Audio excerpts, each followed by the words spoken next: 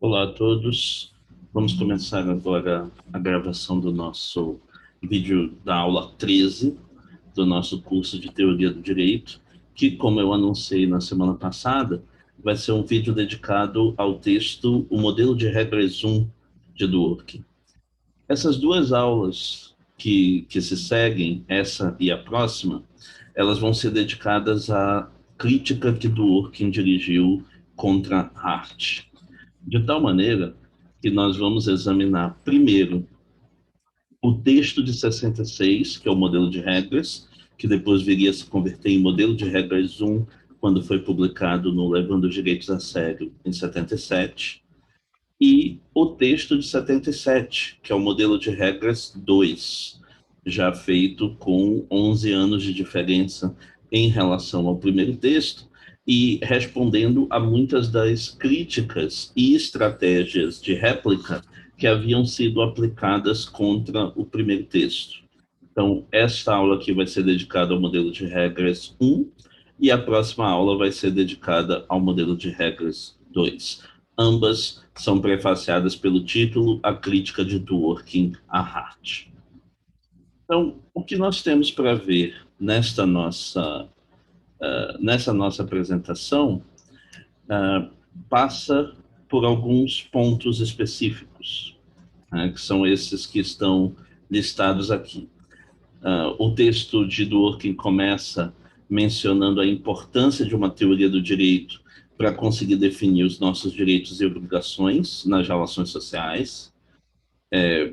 Termina o primeiro item falando que o positivismo é a teoria dominante para a definição do direito e que a versão mais sofisticada dessa teoria se encontra com Hart.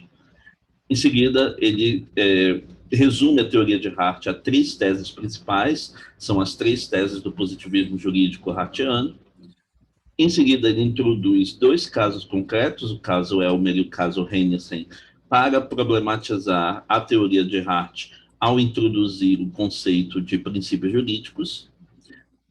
Faz a diferenciação que se tornou famosa no Brasil, um dos motivos pelos quais esse texto mais é estudado, a diferenciação entre regras e princípios, para mostrar que os princípios de que ele está falando não são apenas outro tipo de regras, nem pode ser assimilados de volta ao conceito de regras. Em seguida, usa o conceito de princípios jurídicos para refutar cada uma das três teses que ele havia atribuído antes a Hart, e encerra falando sobre os três tipos de discricionariedade e por que um desses tipos, o terceiro, a discricionariedade forte, é inaceitável do ponto de vista moral e político e deve ser combatido com uma teoria correspondente. Então, esse é o roteiro que nós vamos seguir também ao falar dos vários pontos desse texto. Ele começa, como eu disse, tratando sobre a importância da teoria do direito para a definição dos nossos direitos e obrigações. Ele diz que o direito é exatamente a instância de que nós nos utilizamos para definir os nossos direitos e as nossas obrigações em sociedade, a depender de qual teoria nós tenhamos sobre o que conta como direito, isso terá como repercussão o que conta também como sendo as nossas obrigações e os nossos direitos. Então, a teoria do direito tem uma relevância prática imediata. Ela tem a relevância prática de que, a depender da visão que você tenha sobre o que o direito é, esta visão afeta diretamente quais são os direitos e obrigações que nós temos no nosso cotidiano. Essa definição de direitos e obrigações se torna mais importante ainda, porque, no caso da definição jurídica, ela autoriza a aplicação de coerção. E, portanto, todos os dias há pessoas que estão perdendo uma porção ou a totalidade da sua propriedade, da sua liberdade ou mesmo da sua vida a partir destas definições. Por isso é que nós precisamos de uma boa teoria do direito. Nós precisamos de uma boa teoria do que o direito é, porque esta é desta teoria que está dependendo diretamente como vai ser feita a definição de direitos e obrigações que tem como implicação o uso da coerção estatal e a eventual perda de propriedade, liberdade e vida por aqueles que são diretamente afetados por essas decisões. A teoria liberal dominante, naquele contexto de que Dworkin estava falando, da introdução de Levando os Direitos a Sério, que nós abordamos na aula anterior, a teoria liberal dominante sobre o que o direito é o positivismo jurídico. E o positivismo jurídico, no mundo de língua inglesa, tem duas versões principais. Uma versão é a de Austin, que nós tivemos a oportunidade de falar ao estudarmos o conceito de direito de Hart, a versão centrada nas ideias de comando, de soberania, de hábito de obediência, e a versão que se seguiu a essa, a versão que refutou a versão de Austin e que desde então se impôs como sendo a teoria dominante. É interessante nós lembrarmos como a primeira publicação desse texto foi numa revista foi na Harvard Law Review de 1966, e, portanto, nós estamos falando de uma publicação apenas 5 anos depois da publicação da primeira edição do Conceito de Direito. O Conceito de Direito está sendo tratado aqui como a teoria dominante, como a teoria mais influente, mas fazia apenas 5 anos da publicação do livro de Hart. Né? O livro de Hart sai em 61. Esse artigo, o modelo de regras, ainda não modificado para o modelo de regras 1, saiu em 66. Já que na versão definitiva em 77, nós estamos falando de uma situação agora assim muito mais consolidada do tratamento da teoria de Hart como a teoria dominante dentro do positivismo jurídico. Dado que a teoria de Hart é a teoria dominante, Dworkin passa a resumir essa teoria a 3 pontos principais. É claro que a teoria tem uma série de partes e de conceitos novos. O livro que expõe essa teoria tem 10 capítulos dedicados a temas muito diferentes. Em boa parte do tempo, Hart está esclarecendo ou refutando outros autores. Dworkin sabe de tudo isso, está muito bem familiarizado com Hart, inclusive na condição de quem também foi professor assistente em Oxford e foi professor com parceria com Hart em Oxford, e, portanto, estava bem familiarizado com a sua teoria na época que o conceito de direito foi lançado. Dworkin sabe de tudo isso, mas Dworkin, para fins argumentativos, vai resumir a teoria a 3 teses principais. Essas 3 teses nós poderíamos chamar, para facilitar a nossa vida, de tese das regras, tese do teste de pedigree e tese da discricionariedade, porque cada uma dessas expressões informa a ideia principal que está contida numa dessas teses.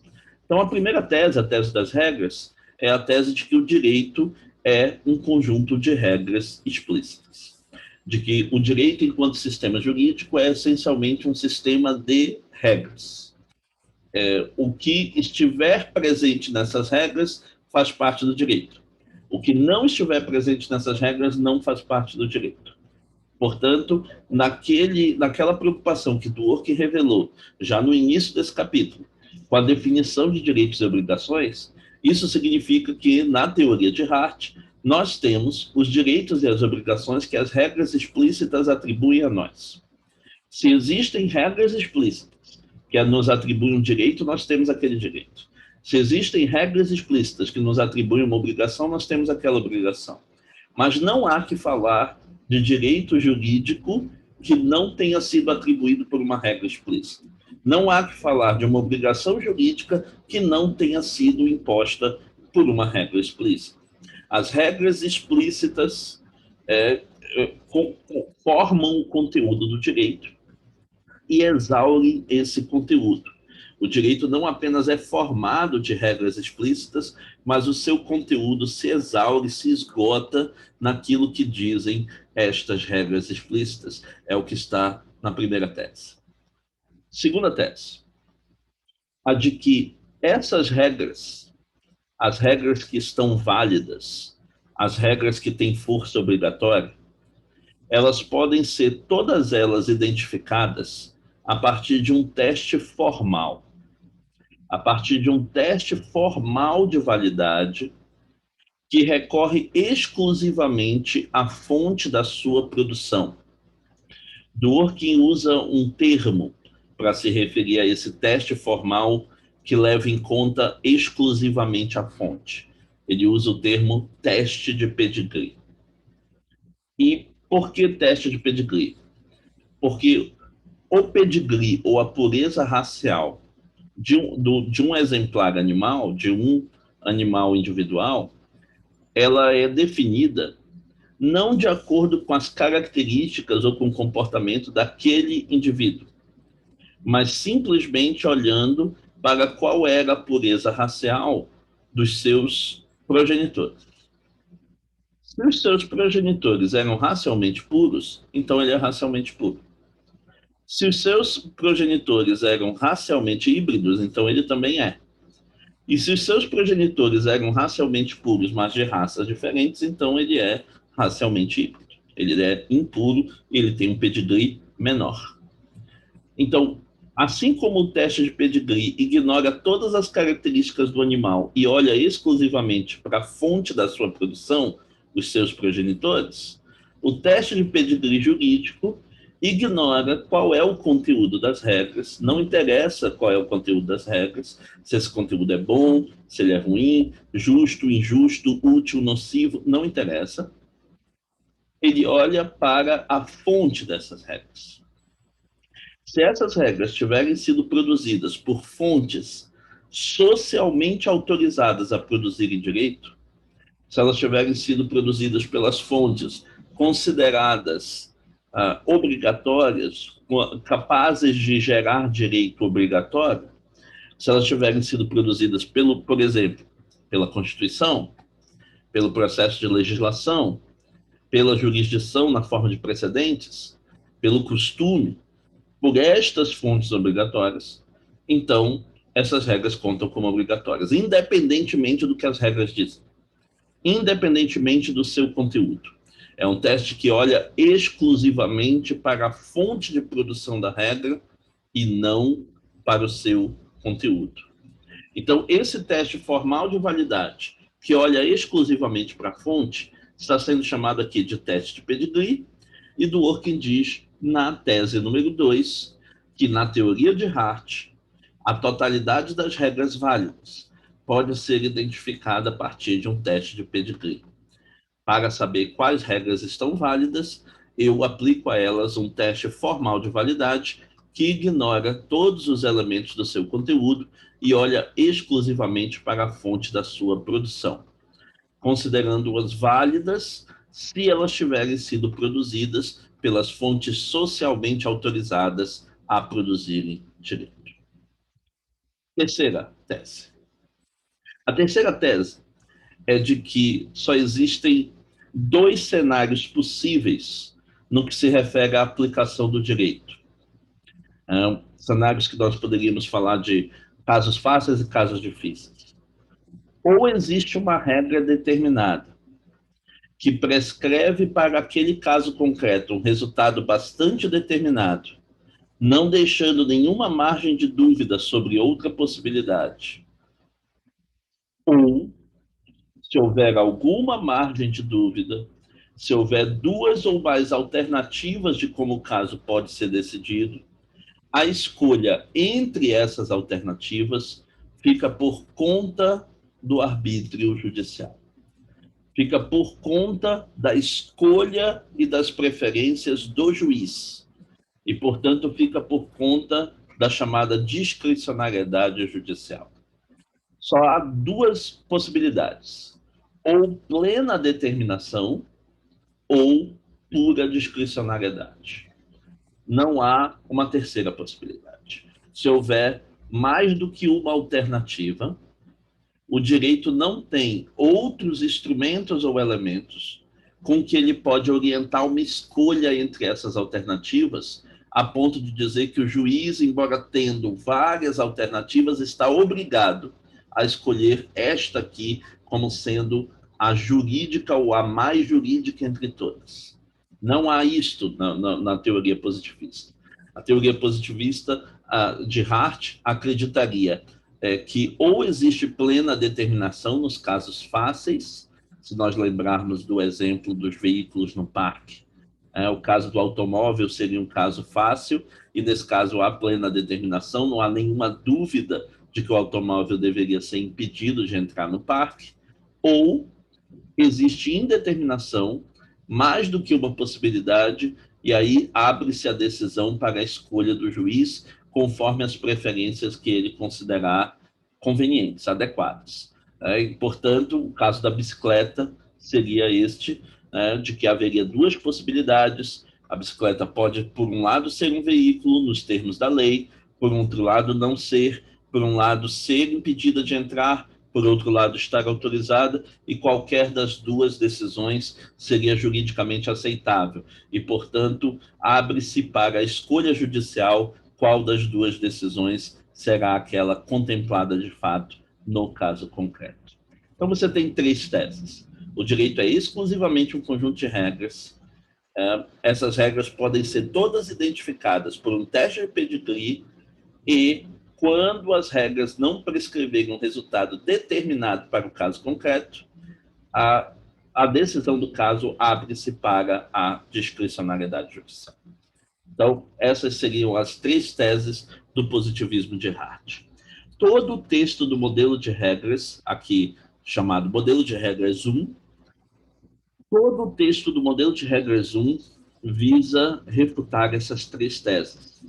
E Dworkin acredita que pode fazer isso, que pode refutar todas as três, introduzindo um simples conceito que Hart não está levando em conta, que é o conceito de princípios jurídicos. É isso que ele vai fazer a partir de uma série de dois casos concretos que nós vamos ver em seguida na nossa explicação. Antes, porém, já aproveitando esse momento em que nós vamos entrar na parte principal da explicação e da refutação de Dworkin, para deixar a lembrança de que, se você estiver assistindo o vídeo até este momento e ainda não tiver deixado o like no vídeo, deixar o like no vídeo para facilitar a nossa circulação desta informação e que outras pessoas possam ter acesso a ela também. Vamos, então, à introdução dos dois casos concretos por parte de Dworkin, como é que eles problematizam as três teses que Dworkin atribuiu a Hart.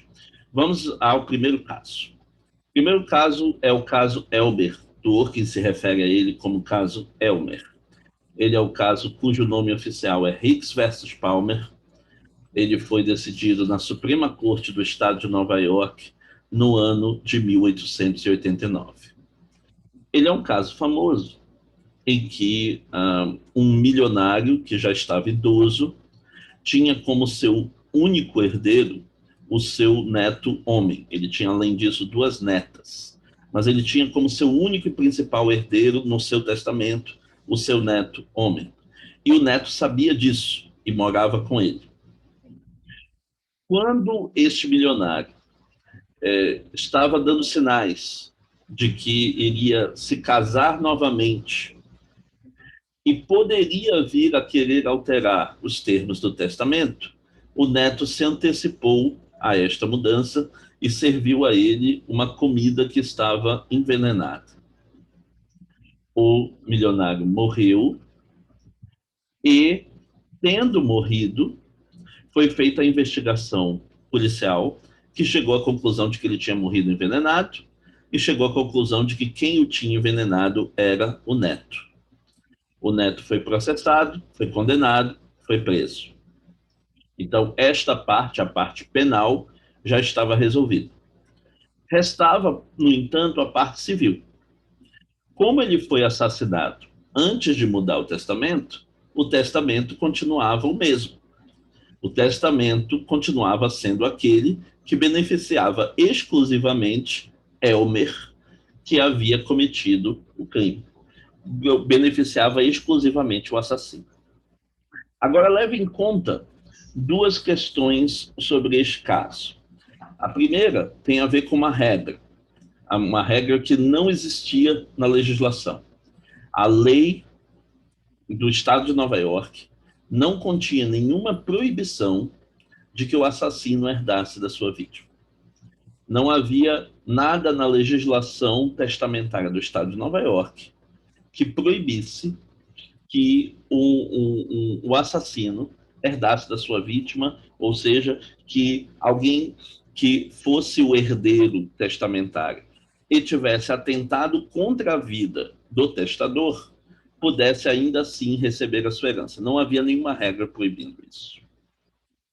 Segundo, que também é olhar para as regras, o testamento que não havia sido anulado, não havia sido alterado, era bastante claro quanto a quem era o principal beneficiário da herança da vítima. O principal beneficiário era Elmer, que havia sido o seu assassino. Então, se você olha para o domínio das regras, na lei, você não vai encontrar nenhuma vedação de que o assassino herde da sua vítima. No testamento, você não vai encontrar nenhuma dúvida de que o principal beneficiário daquela herança é Elmer. Consequentemente, olhando exclusivamente para as regras, você tem todas as razões para imaginar que esse caso vai ser decidido em favor de Elmer. De que esse caso vai ser decidido de tal maneira que os juízes digam, por mais injusto que pareça esse resultado, por mais desconforto que este resultado nos cause, não há outro resultado possível à luz do direito que não entregar a herança ao assassino. Nós precisamos urgentemente mudar a legislação para impedir que esse tipo de coisa aconteça, mas até que a legislação seja modificada, nós não temos outra alternativa que não entregar a herança ao assassino. Isso é o que você esperaria que acontecesse se o direito fosse aquilo que estava nas teses de Hart. Se o direito fosse exclusivamente um conjunto de regras explícitas, e o que não está nessas regras explícitas não está no direito. Mas não foi isso que aconteceu. A Suprema Corte do Estado de Nova York decidiu, por 5 votos a 4, que Elmer não receberia herança. O fundamento que ela usou para isso foi o que ela chamou de uma máxima não escrita, e que Dworkin chama de um princípio. A máxima não escrita que seria reconhecida implicitamente no direito de que os criminosos não podem se beneficiar dos seus crimes. Dizem os juízes. É por isso que quando você pune alguém que cometeu um roubo, você não apenas prende quem roubou, você também tira dele a coisa roubada. É por isso que se alguém tiver obtido uma vaga mediante fraude, você não apenas pune o fraudador, você também tira dele a vaga que ele obteve fraudulentamente. Então, consequentemente, já há uma orientação implícita no direito de quando nós estivermos tratando com criminosos que obtiveram benefícios a partir dos seus crimes, não apenas punir o criminoso, mas também tirar deles este respectivo benefício. O que ocorre aqui é que o benefício obtido era exatamente a herança assegurada por meio do testamento. Se essa herança não for tirada de Elmer, então nós não estaremos honrando essa máxima não escrita de que os criminosos não podem se beneficiar dos seus crimes. Com base nesta máxima, eles desconsideraram o testamento, invalidaram o testamento e passaram a herança que iria para Elmer, para as 2 outras netas, mulheres do milionário em questão, do milionário que foi vítima do assassinato. Importante aqui considerar que eles não apenas passaram por cima das regras do contrato, considerando do testamento, considerando o testamento inválido. Eles também introduziram uma vedação de quem pode herdar que não estava prevista na legislação. Então, eles passaram por cima do testamento e adicionaram um elemento à legislação.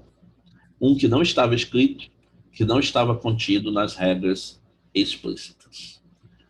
Então, vamos manter esse caso em mente e compará-lo com um segundo caso utilizado por Dworkin, que é o caso Hennessy. O nome do caso Hennessy é Hennessy versus Bloomfield Motors. E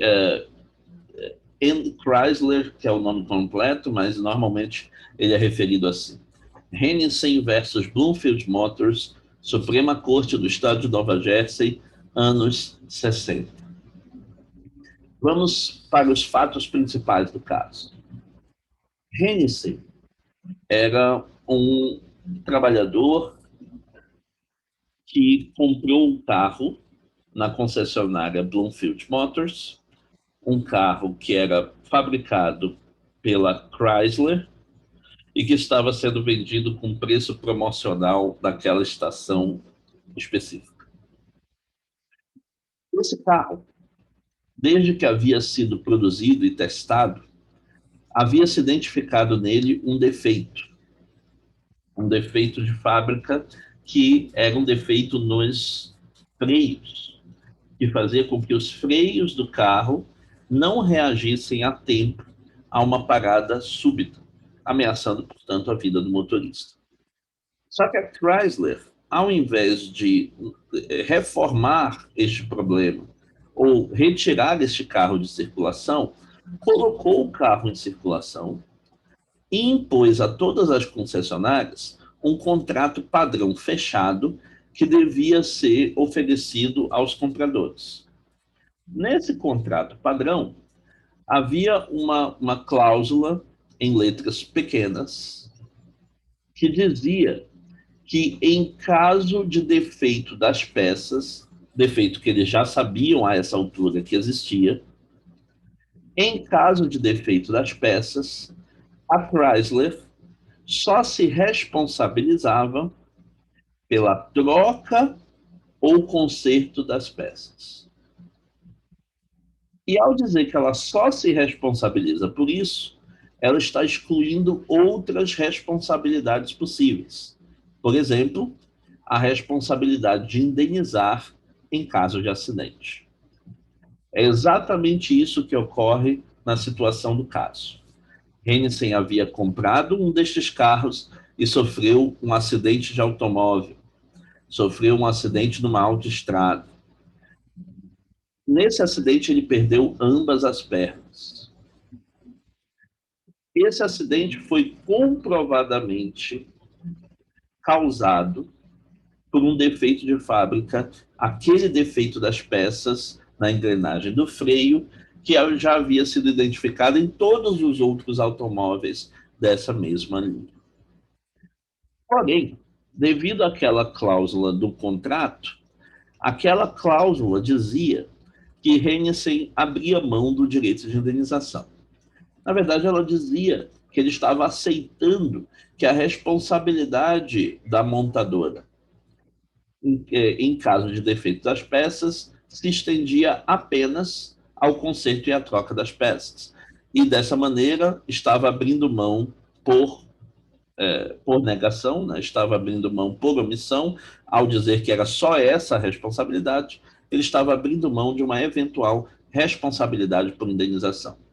Então, quando ele entra com um processo contra a Bloomfield e a Chrysler, ele entra com um processo pedindo responsabilidade de indenização, sendo que há uma cláusula no contrato que ele assinou em que ele já abria mão desta possibilidade.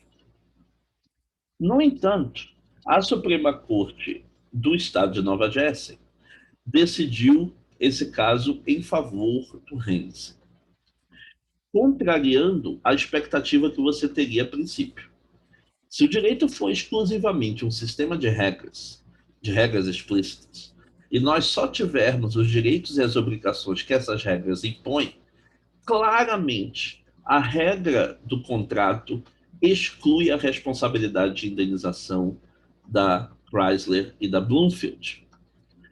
E, consequentemente, ao excluir essa responsabilidade, ao excluir essa obrigação, exclui também o direito de Hennessy de obter essa indenização.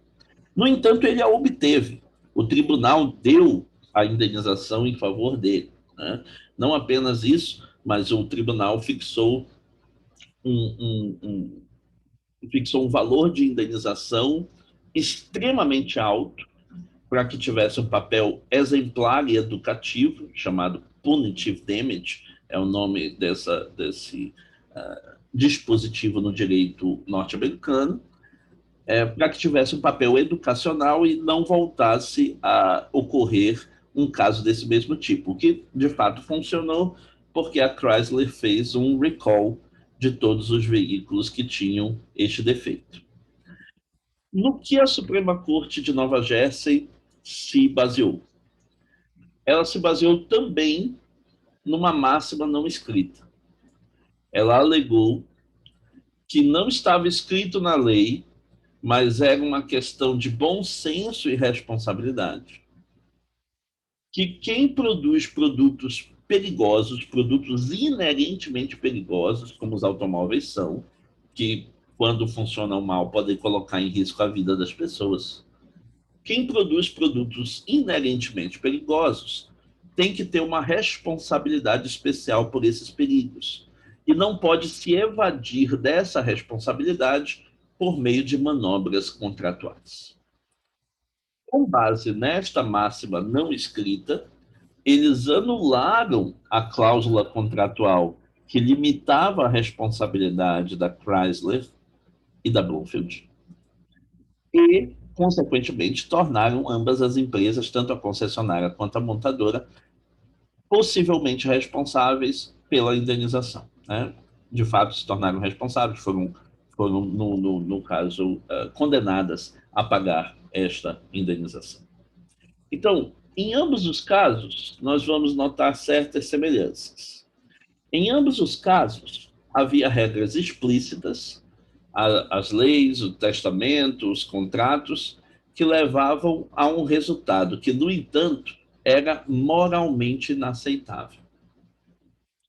E em ambos os casos, para evitar esse resultado moralmente inaceitável, os juízes decidiram contra as regras explícitas, com base em princípios não escritos, princípios com força moral, que o criminoso não pode se beneficiar do seu crime, que quem produz produtos perigosos tem que ter uma responsabilidade especial, princípios com força moral, que os juízes consideraram que eram, pelo menos, tão obrigatórios quanto as regras. E, nesse caso, até mais obrigatórios que as regras, já que acabaram prevalecendo sobre elas. As regras explícitas levavam um resultado para um lado, esses princípios não escritos levavam para o outro, e foi esse outro que acabou prevalecendo. Então, a partir desses dois casos concretos, você pode chegar à conclusão de que o direito também usa como fundamento das suas decisões não apenas as regras explícitas, mas alguns princípios implícitos. Princípios implícitos que têm força moral. Princípios que não estão escritos em lugar nenhum e que, no entanto, precisam ser respeitados se o direito quiser gerar decisões que sejam moralmente aceitáveis. Uma vez que você chega a esta conclusão, você pode agora confrontar as três teses de Hart com esse diagnóstico. Ver o que acontece com a teoria de Hart, uma vez que você admite a existência de princípios jurídicos.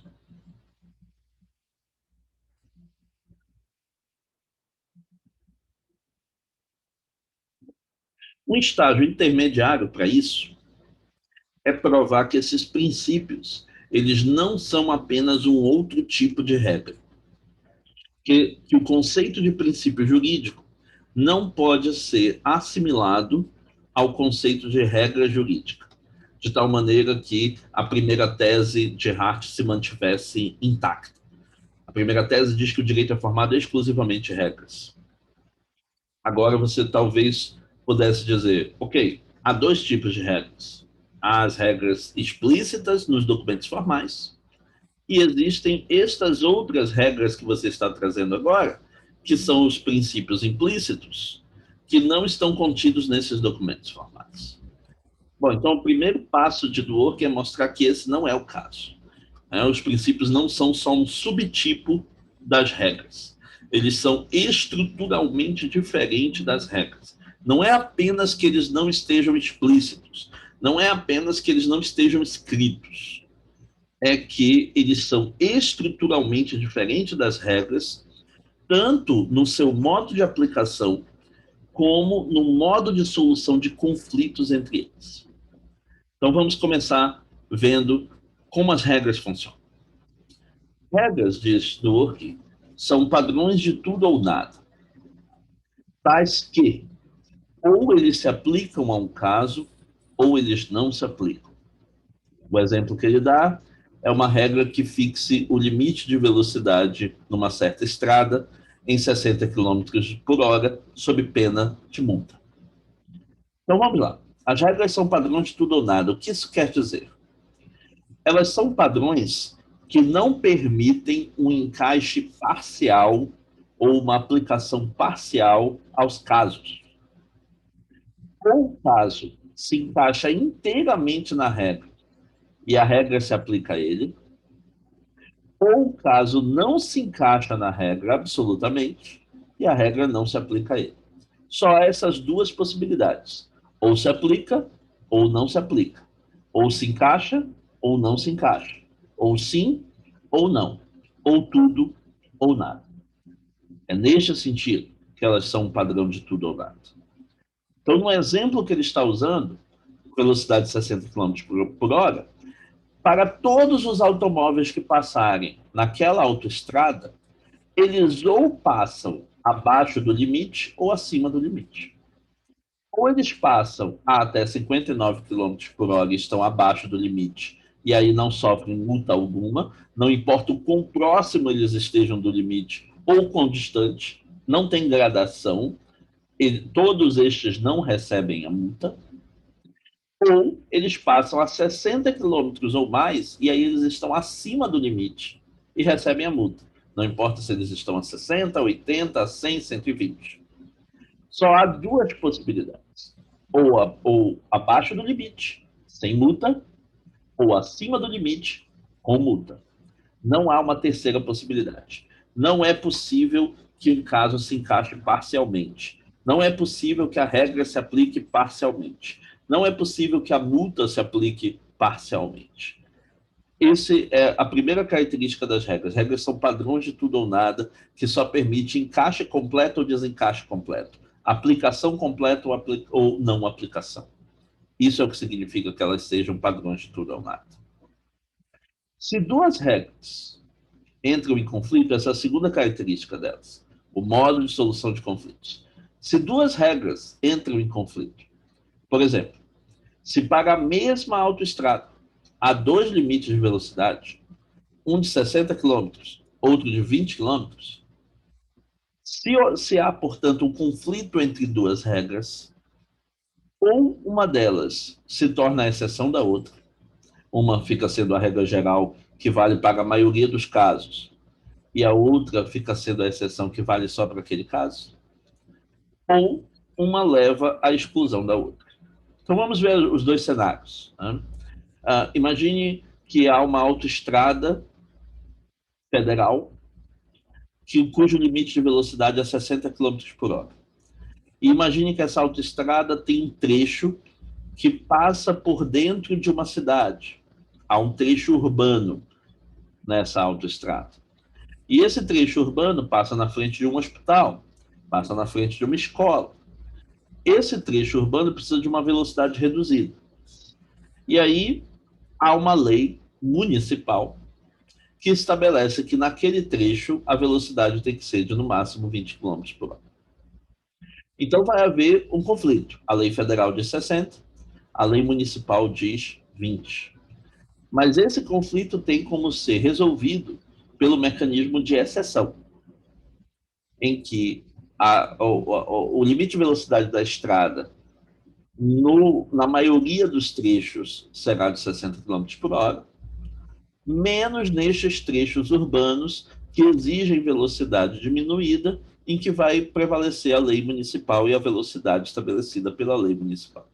Então, 60 km vai ser a regra geral, 20 km vai ser a exceção. Agora, se houvesse duas leis federais, uma dizendo 60 quilômetros, outra dizendo 20 quilômetros, para a totalidade da estrada, aí não tem como uma se tornar exceção da outra. Elas competem de uma maneira tal, uma com a outra, elas incidem sobre a totalidade dos mesmos casos da outra, de tal modo que só é possível que exista uma delas no ordenamento jurídico. Isso vai fazer com que, provavelmente, a mais nova delas exclua completamente a anterior, levando à sua invalidação ou à sua revogação. Então, em caso de conflito entre regras, só há duas soluções possíveis: exceção ou exclusão. Já quando nós consideramos os princípios são padrões, segundo Dworkin, com dimensão de peso. E o que ele quer dizer com dimensão de peso é que os princípios eles podem ser mais ou menos relevantes dadas as circunstâncias de um determinado caso. Em vista das circunstâncias do caso, os princípios podem ter uma relevância, aqui chamada de peso, maior ou menor. Tais que os princípios são padrões com dimensão de peso, ou seja, que tem peso maior ou menor, relevância maior ou menor, dependendo do caso. Tais que, para decidirem um caso, eles devem não só incidir sobre ele, mas ter mais peso que as considerações em contrário. Então vamos pegar o exemplo do princípio de não benefício do criminoso, do princípio de que o criminoso não pode se beneficiar do seu próprio crime. Esse é um princípio.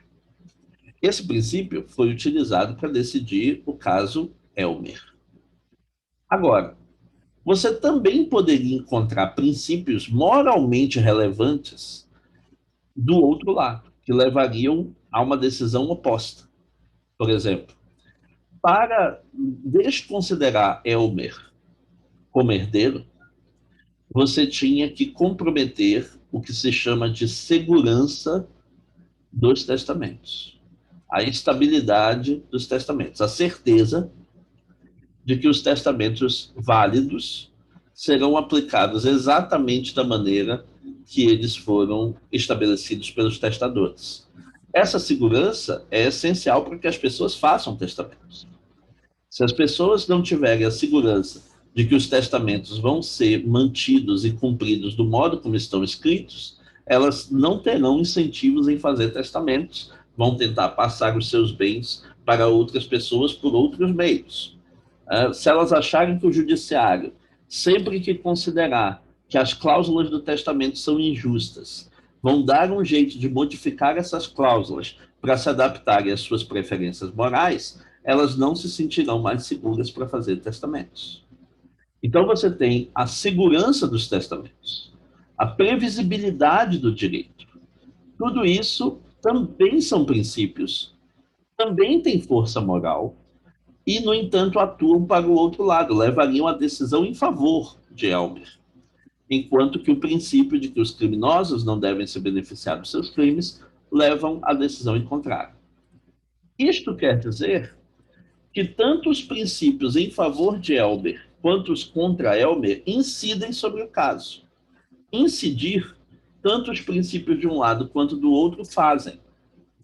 Só que, neste caso concreto, os juízes consideraram que o princípio em favor do Elmer tinha tanto peso, porque aquela era uma situação de injustiça tão gritante, tão inaceitável do ponto de vista moral, que o princípio em favor do Elmer tinha mais peso que os princípios em contrário.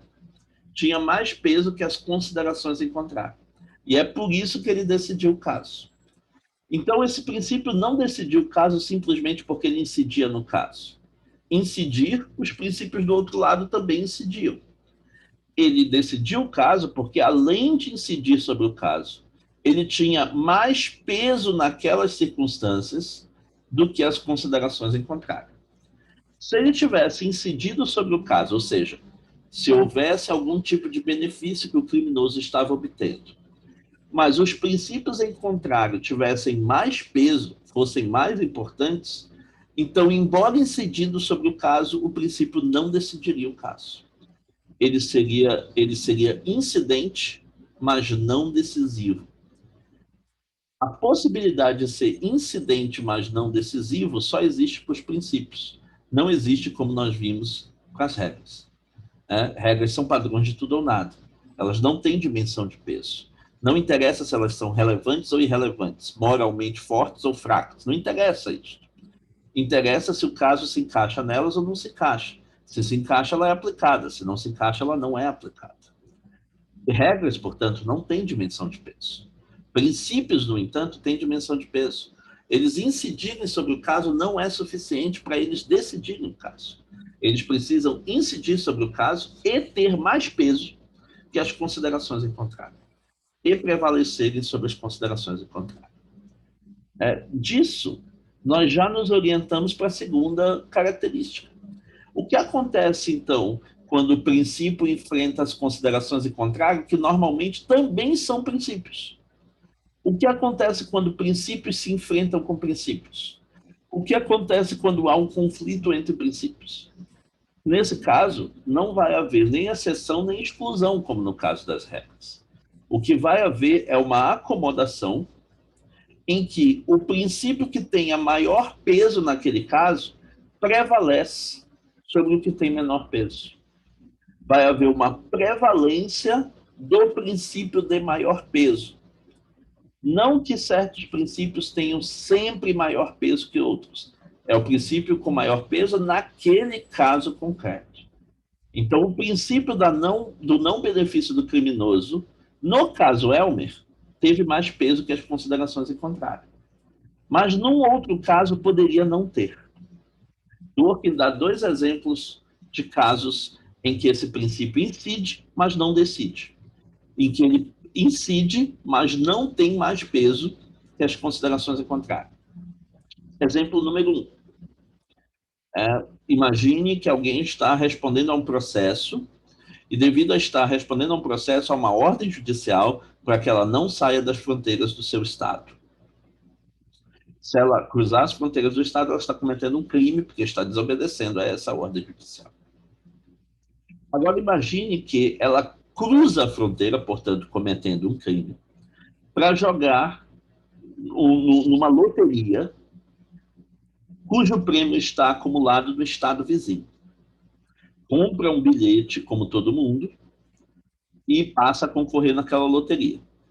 Volta para o seu estado e é descoberto. Portanto, sabe-se que ela cometeu um crime. Ela cruzou a fronteira do estado quando havia uma ordem judicial para ela não fazer isso. Uma semana depois, corre o prêmio e o bilhete que ela comprou ganha. De tal maneira que o prêmio acumulado devia ser entregue a ela. Ela tem direito de receber esse prêmio ou não tem? Por um lado, o prêmio só foi obtido porque ela comprou um bilhete de loteria no outro estado e, para isso, precisou cruzar a fronteira cometendo um crime.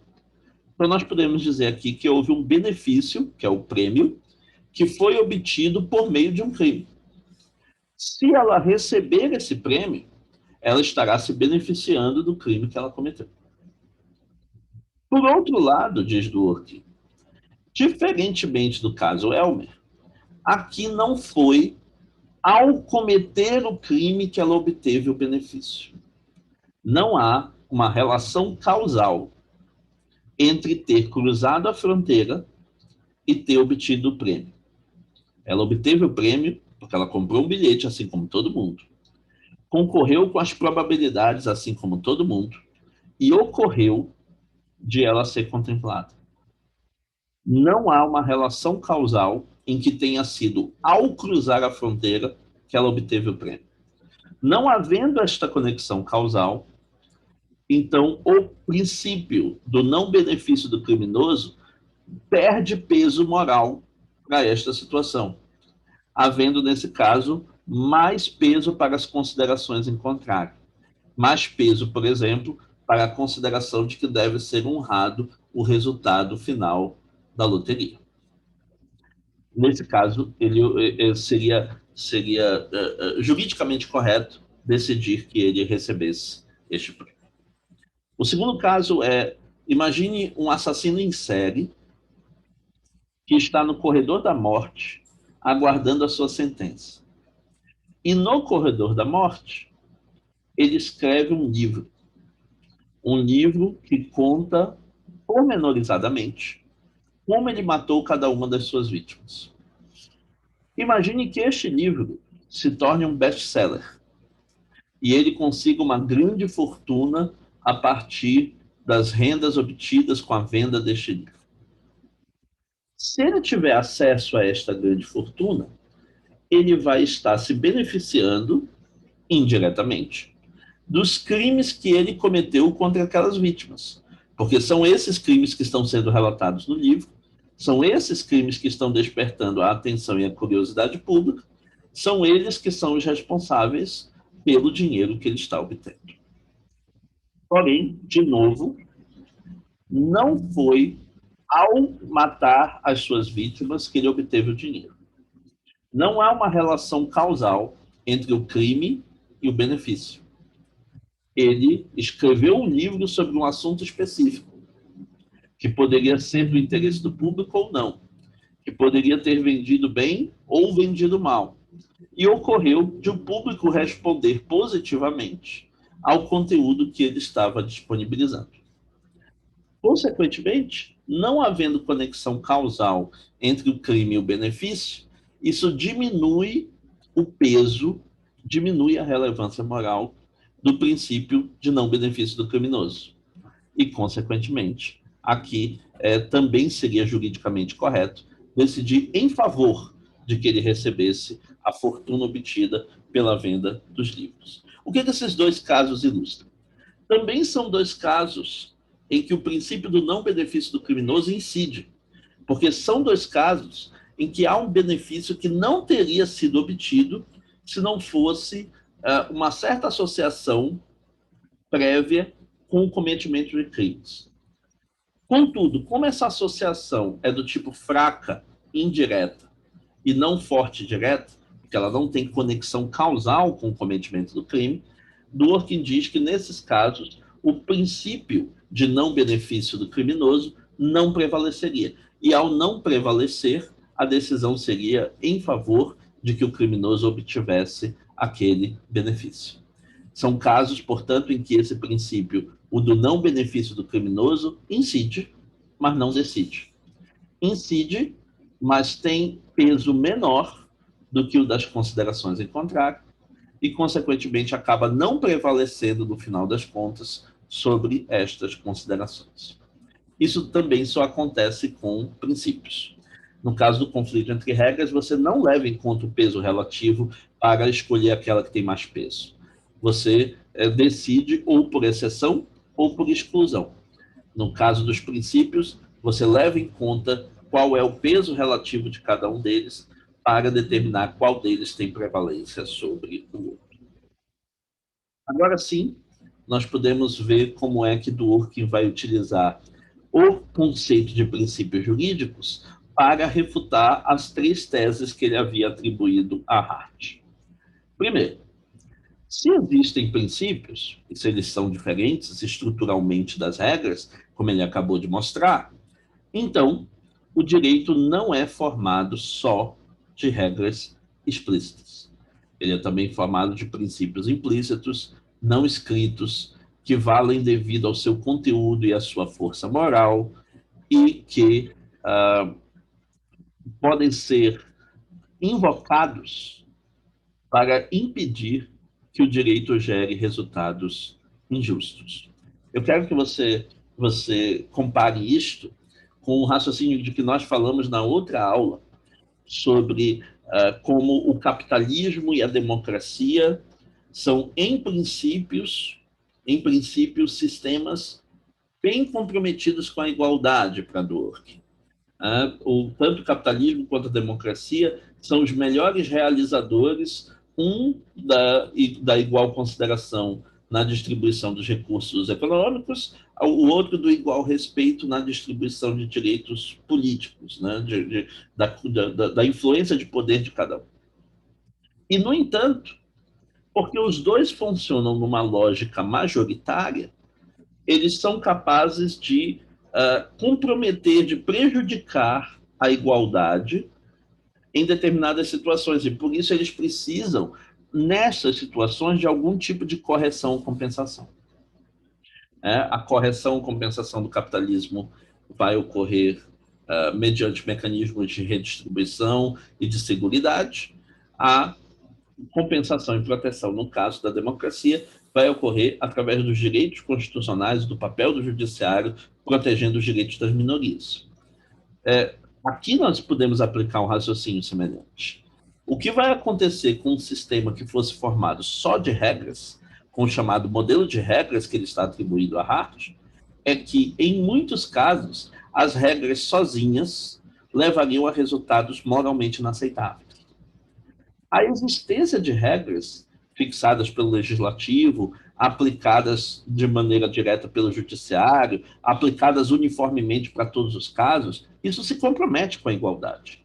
Quando você tem regras explícitas, agora você tem as mesmas regras para todos. Quando o judiciário aplica as regras explícitas uniformemente, agora todos estão tendo decisões a partir das mesmas regras. Então, as regras, em princípio, são um mecanismo comprometido com a igualdade. Porém, em determinados casos, elas levariam a resultados moralmente inaceitáveis, que não levam em conta as diferenças específicas destes casos. Não levam em conta as diferenças imprevisíveis que esses casos trazem consigo. E, por isso, os resultados que seriam obtidos nesses casos, a partir das regras formais, seriam moralmente inaceitáveis. Por isso, as regras formais também precisam de um mecanismo de correção.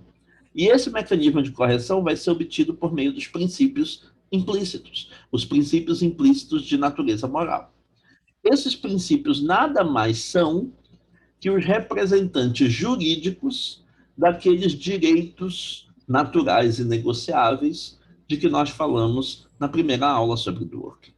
Então, a tese dos direitos no nível político leva à tese dos princípios no nível jurídico.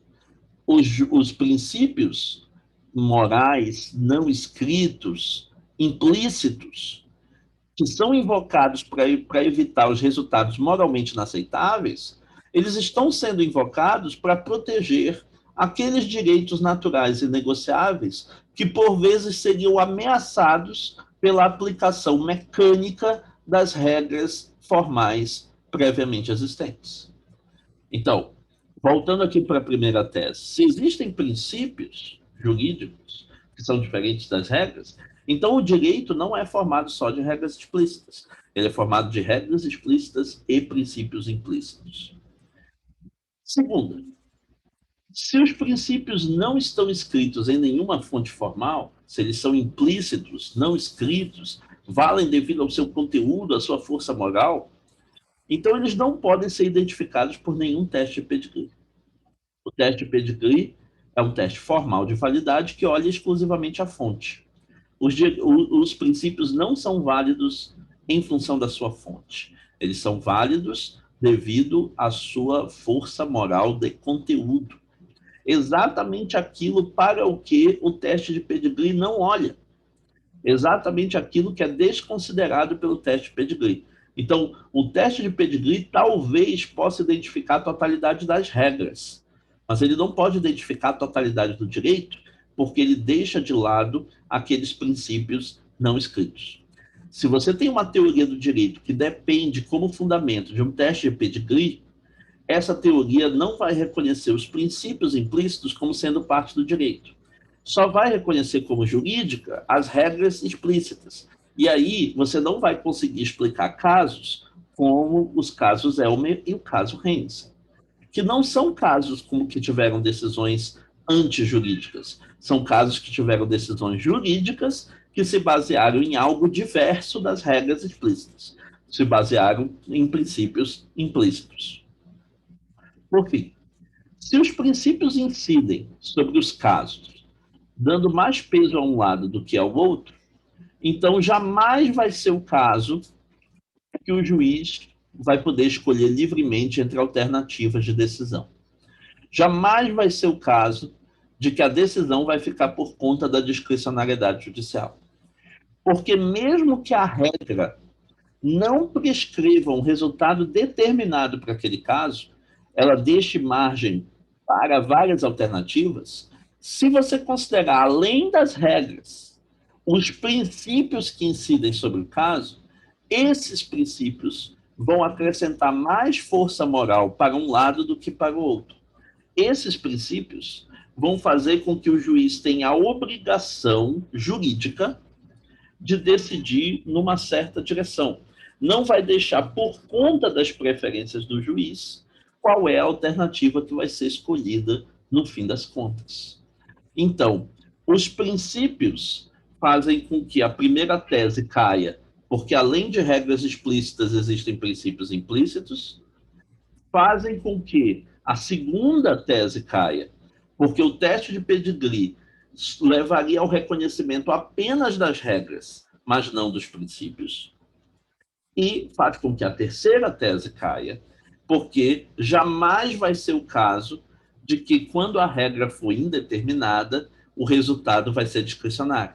Porque mesmo que a regra seja indeterminada, os princípios dão maior peso a um lado do que ao outro, e eles indicariam qual é a decisão correta a ser seguida. Com isso, fica faltando apenas o último item. O último item é o item sobre discricionariedade. Eu vou aproveitar essa transição para o último item, para fazer a lembrança àqueles que estiverem vendo o vídeo porque visitaram o canal pela primeira vez, ou já viram vários vídeos do canal, mas ainda não fizeram a sua inscrição. Lembrando de fazer a inscrição para serem avisados das próximas publicações mais rapidamente, e também para facilitar que outros vídeos do canal sejam divulgados para o maior número de pessoas. Aqui, nós entramos no último ponto, os 3 tipos de discricionariedade de que fala Dworkin no final desse capítulo, no final do modelo de regras 1. Ele vai dizer que nós podemos falar de discricionariedade em 3 sentidos diferentes. Uma decisão pode ser considerada discricionária em 3 sentidos bem diferentes e que vão ter consequências bem diferentes. No primeiro sentido, nós dizemos que é discricionária uma decisão que aplica critérios abertos, critérios que exigem que o aplicador faça algum tipo de julgamento pessoal sobre a melhor maneira de aplicá-los. O exemplo que Dworkin dá é: suponha que um comandante de uma tropa receba a ordem de selecionar para uma missão os seus 2 soldados mais qualificados ou os mais experientes, os mais bem preparados para aquela função, os mais bem preparados para aquela missão específica. Bom, o critério do mais bem preparado é um critério que aponta numa certa direção, você tem que levar em conta qualificação, experiência, preparação, mas ele não é um critério tão fechado que seja objetivamente mecânico a determinação de quais são os 2 soldados mais bem preparados. Ele vai ter que usar do seu juízo, do seu julgamento, para saber, dadas as características da missão, quem ele considera no seu pilotão como sendo os 2 mais bem preparados. Ele é um critério aberto. Ele não é um critério fechado, como seria, por exemplo, os 2 mais velhos. E aí você olha a data de nascimento e determina isso objetivamente.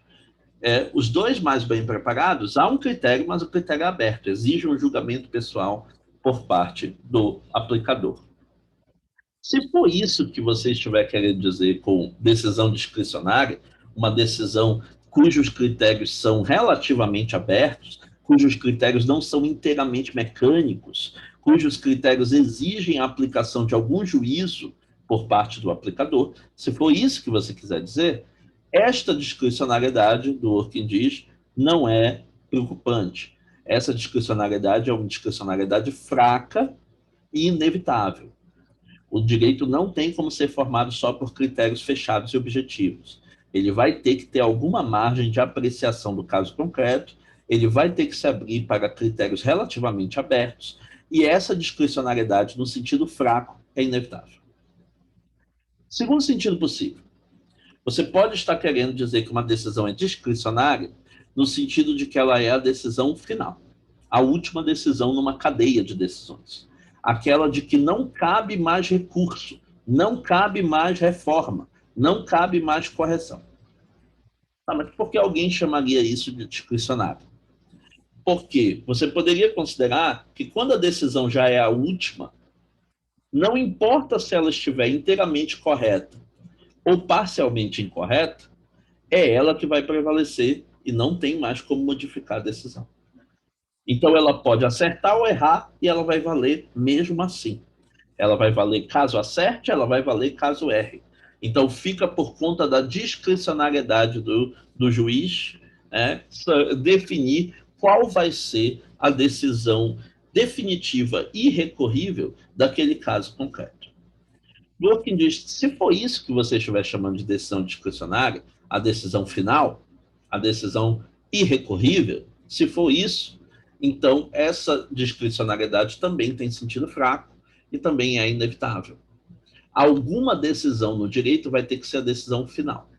Decisões finais podem acabar sendo incorretas? Sim.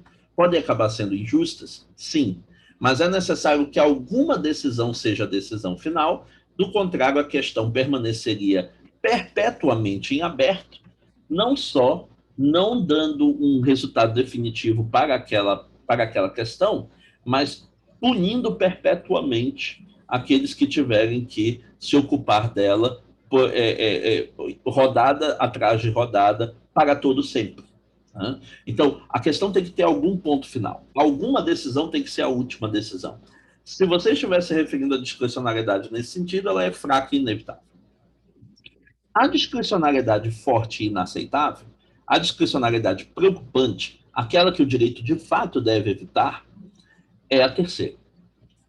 No terceiro sentido, uma decisão discricionária é aquela que não segue nenhum critério e que depende exclusivamente do arbítrio do aplicador, das preferências do aplicador. Essa é a decisão discricionária de sentido forte. Então, se ao invés de dizer ao comandante para escolher os 2 soldados mais qualificados, se dissesse a ele para escolher os dois soldados quaisquer, então ele poderia escolher com qualquer critério.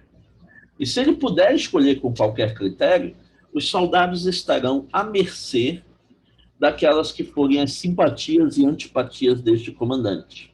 Ele pode escolher para uma missão mais fácil, mais importante, os soldados de que ele mais gosta, e pode escolher para uma mais difícil, menos relevante, aqueles que ele persegue. De tal maneira que a sua decisão pode ser um exercício de arbitrariedade, pode ser um exercício de simpatia ou perseguição pessoal. É exatamente por isso que esta é inaceitável, é exatamente por isso que esta é a discricionariedade preocupante. Se você vir, então, os 3 tipos, você vai chegar à conclusão, segundo Dworkin, que os 2 primeiros sentidos são sentidos fracos de discricionariedades que são inevitáveis. Mas o terceiro sentido é o sentido forte e inaceitável. A discricionariedade forte, aquela ausência de critérios, ela entra em direta contradição com a tese dos direitos. Se os indivíduos têm direitos naturais e inegociáveis, e, no entanto, as decisões sobre esses direitos forem decisões discricionárias em sentido forte, é o juiz que decide quem tem direito ou não em cada caso a partir das suas preferências. Os indivíduos não vão ter proteção nenhuma, eles não vão ter segurança nenhuma, eles não têm mais aquele cinturão de direitos que os protege em relação à vontade majoritária. Tudo vai estar por conta do arbítrio judicial. Dworkin enfatiza que a discricionariedade forte ela deve ser evitada porque ela é, em primeiro lugar, arbitrária, que é o que eu já explorei no exemplo, né? O juiz vai poder usar quaisquer preferências, inclusive preferências que seriam moralmente inaceitáveis, juridicamente inaceitáveis, para tomar as suas decisões, e ela corre o risco de ser retroativa, porque a decisão sobre o critério a ser utilizado vai ser aplicada numa decisão tomada agora, mas sobre algo que aconteceu há muitos meses atrás, quando esta decisão não havia sido tomada e quando as partes não teriam como se orientar por esta decisão. Então, algo que estava não decidido no passado, quando a conduta ocorreu, vai ser agora tratado como se estivesse decidido desde lá por uma decisão que só foi tomada agora, por uma escolha que só foi feita agora. É por isso que, além de ser arbitrária, ela é retroativa. E é por isso que ela é inaceitável. Por isso que ela é moralmente inaceitável. Ela pode e deve ser evitada recorrendo aos princípios jurídicos. Há princípios que não permitem que a decisão seja jamais discricionária. Desde que você conecte com esses princípios uma tese, que é uma das teses pelas quais Dworkin é bastante conhecido, chamada tese da única resposta correta. Então, se você conecta os princípios com a tese da única resposta correta, agora sim, sempre que os princípios estiverem envolvidos, eles vão apontar inevitavelmente na direção de uma determinada decisão, e é esta decisão que o juiz está obrigado a tomar. Isso significa, olhando para os três sentidos de discricionariedade, que no sistema que honra a tese dos direitos, ainda vai haver decisões discricionárias do primeiro tipo, critérios abertos. Os critérios abertos não vão permitir qualquer decisão do juiz do aplicador, porque ele vai ter que usar os princípios. E ao usar os princípios, algumas decisões serão favorecidas em detrimento de outras. Os princípios darão mais peso para um lado do que para o outro. E, portanto, com a orientação dos princípios, ele terá uma escolha orientada pelo direito para decidir. Ainda haverá a discricionariedade no segundo sentido, porque vai haver decisões que têm que ser as decisões finais. E algumas delas vão ser más decisões finais. Algumas delas vão ser decisões incorretas, que ainda assim vão prevalecer como sendo irrecorríveis. Essa é uma contingência inevitável do funcionamento do direito para que alguma decisão seja a decisão final. Mas, pelo menos, as decisões com critérios fechados, com critérios abertos, e as decisões finais vão ser orientadas pelos princípios, o que as tornam muito mais prováveis de serem as decisões corretas e impede que elas sejam arbitrárias e discricionárias, como são aliás, arbitrárias e retroativas, como são as decisões discricionárias no sentido forte. Então, dessa maneira, nós chegamos no final do conteúdo do modelo de regras 1. Nosso conteúdo na próxima aula vai ser o modelo de regras 2, a segunda investida de Dworkin contra Hart em Levando os Direitos a Sério, escrita em 77, e a partir do momento que você tem esse texto, que passa a ser o capítulo 3 do Levando os Direitos a Sério, chamado Modelo de Regras 2, que o primeiro é reintitulado Modelo de Regras 1.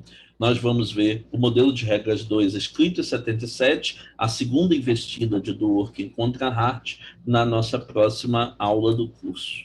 Então, eu, desde já me coloco à disposição para nós vermos comentários, peço que façam compartilhamento do vídeo, peço que indiquem esse vídeo para os seus alunos, no caso da minha audiência formada de professores, para os seus colegas, no caso da minha audiência formada de outros alunos, e nós nos encontramos na nossa próxima aula.